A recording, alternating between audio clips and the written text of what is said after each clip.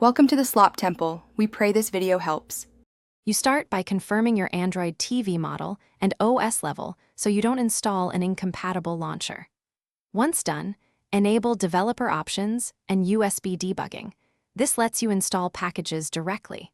If you prefer a GUI, verify whether Google TV Launcher app is allowed by your firmware and whether Play Store offers an update. Make sure you have a PC with ADB or a sideload-capable USB drive ready, because the next steps require transferring and installing files. You will now transfer and install the launcher and any required companion apps, matching the app signature and version matters to avoid crashes.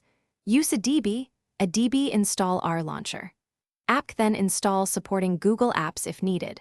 Once installed, go to Settings and clear defaults for the current launcher, because otherwise the system might keep the old home. Then press Home and choose the new launcher.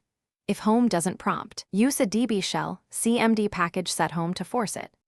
You finish by rebooting the TV so services initialize correctly, then test navigation, voice search, and app shortcuts to confirm behavior.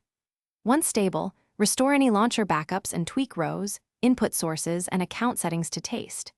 If you run into problems, crashes, black screen, or forced defaults, reboot into safe mode, revert to the previous launcher, or collect ADB logcat output to identify version mismatches. Make sure to reinstall matching companion packages. Thanks for watching. Consider subscribing if we helped you.